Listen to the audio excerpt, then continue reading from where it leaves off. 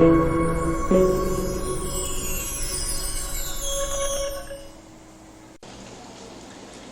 hello and welcome to another session on data communications and networks.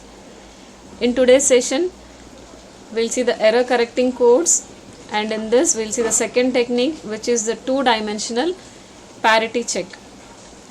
So let's get started. So we'll see the second technique of error detecting codes, which is the two-dimensional parity check. So in the last session we have seen the first technique, which is the single bit parity check. So if you remember, in that we have drawn a table where we have taken the decimal number, we have taken the binary form of the decimal number, then we have added the parity bit, then finally we got the code word. So we'll just see one or two numbers in this one. For the decimal number 0, in binary it is written as 0000. So if you use the even parity, the extra parity bit to be added will be equal to 0, and the final code word will be all zeros. Then if you take the decimal 1, it is 0001. Here the extra parity bit which is to be added is 1, and the final code word is 0001 and 1. If you see the next one, that is 2, we have 0010. Here also we need to add an extra 1. So the final code word is 0010 and 1.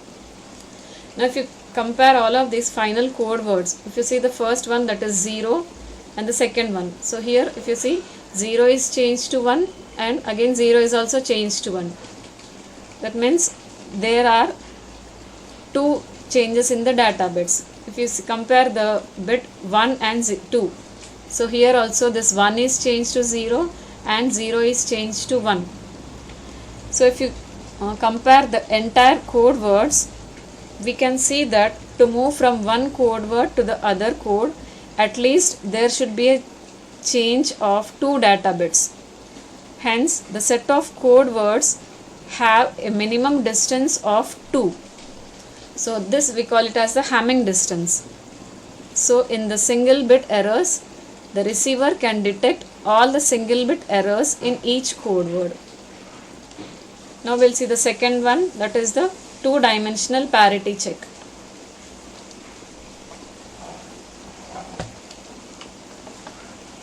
So in this, the advantage of this two-dimensional parity check is that the performance can be improved, and this two-dimensional parity check organizes the block of bits in the form of a table.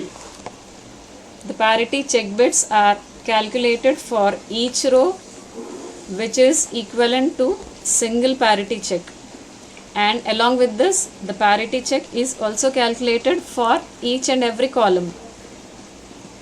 And at the receiver, these are compared with the parity check bits calculated on the received data.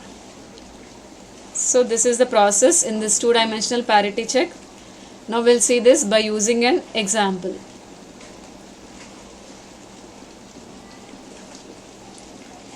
So we'll take the original data as 10110011. So this is the first bit. The second one, 10101011. Then the third set of data is 011010. The last one is 110101 and 01. So this is the original data which is to be transmitted. Okay. Now, so in this two-dimensional parity check, first we need to write the entire data in the form of a table. So we start with the first bit of data, that is 1 0 1 1 0 0 1 1. The second one is 1 0 1 0 1 0 1 1. The next one is 0 1 0 1 1 0 and 1 0. The last one is 1 1 0 1 0 1 0 1. Okay, so these are the data bits which are to be transmitted. So here we need to compute the parity on the rows as well as the columns. So we'll put in the form of a table.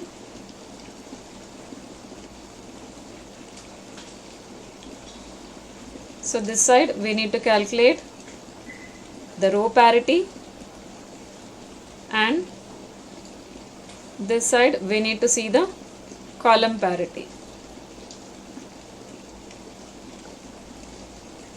So if we see the first data, if you count the number of ones, we have 1 2 3 4 and 5. So that is an odd number of ones. So remember, here also we are considering the case of even parity only. So here we have 5 number of ones. So for even parity we need to add a single 1 here. Now count the number of ones in the second data bit. We have 1 2 3 4 and 5.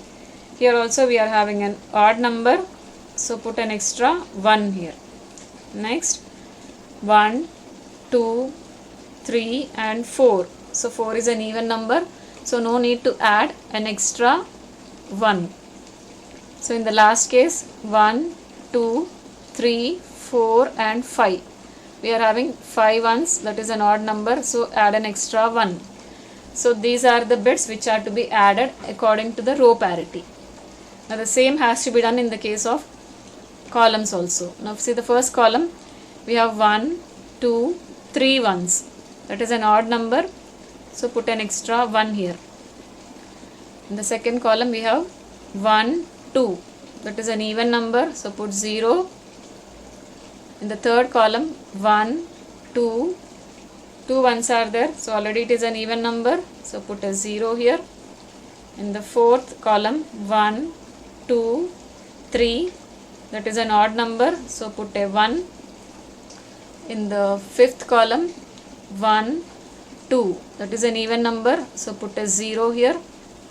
In the next column we have a single 1, that is an odd number, so put a 1. In the next one 1 2 and 3, that is an odd number, so put a 1 here. In the last column 1 2 and 3, that is an odd number, so put an extra 1. Now we need to calculate the column for this parity bits also. So here we have 1 2 and 3, that is an odd number, so put a 1 here. So these are the bits which are to be added according to the column parity, and these are the bits which are to be added according to the row parity. Now so these bits are to be added, these parity bits are to be added along with this data bits, and then they are to be transmitted. So the final data which is to be sent, so this is the final data.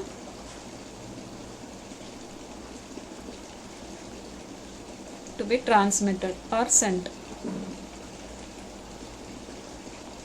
So we have 1 0 1 1 0 0 1 1. So this is the first set of data. Along with that, the parity bit also needs to be added.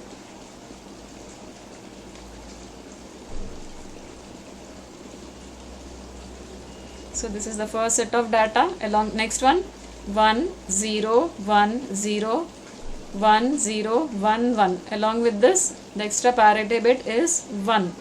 So this is the second data set. Next we have 0 1 0 1 1 0 1 0. Along with this, the parity bit to be added is 0. The final data set is 1 1 0 1 0 1 0 1. So along with this, the extra parity bit is 1. So this is the entire data which is to be transmitted or sent. So this is the two-dimensional parity check, and this is the final data which is to be transmitted. So some of the features of this two-dimensional parity check are here. In this case, the burst errors can be detected.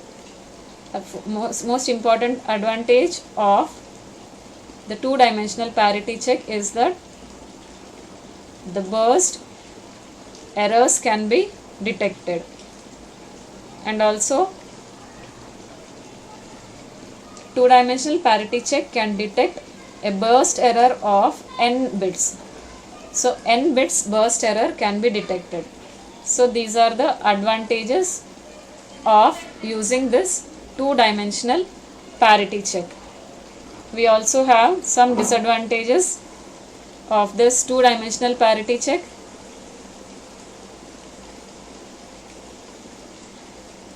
So if we'll see one example, we'll see take the earlier case only. If this is the data 1, or we'll take a new data 1 1 0 0 1 1 0 0. This is the first data, and the second data set is 1 0 1 0 1 1 0 0. So if you in the first in both of these two data sets, if the first bit in the data set 1 and data set 2 is changed, that is the first bit in both the data sets is changed, and the second bit from the last, so this is the second bit from the last, here also this is the second bit from the last, that is the second bit from the last is changed. So in this case, the corrupted data will be 0 1 0 0 1 1. Here this bit also is changing, so 0 will be changed to 1, and the last one will be the same 0. In the second data set, the first bit is changed, so this becomes 0. Then we have 0 1 0 1 1. This bit is changed, so it will change to 1. Then finally we have 0. So in such cases, the errors cannot be detected. So that is the disadvantage with the two-dimensional parity check. So this is the process which takes place in the two-dimensional parity check. So we need to compute the row parity as well as the column parity. Now after computing the parity bits according to the row and column, the entire data is transmitted to the receiver. So after transmitting the data to the receiver, then what happens at the receiver, this data is compared with the parity bits that are calculated at the receiver. So the same process takes place at the receiver also. The receiver also computes the row parity as well as the column parity. So both of these two data are compared, and then the bits, the errors will be detected by using this two-dimensional parity check. So this is how the two-dimensional parity check works. So in the next session, we'll see the third technique of error detection, which is the checksum method. I hope I am clear. Thank you.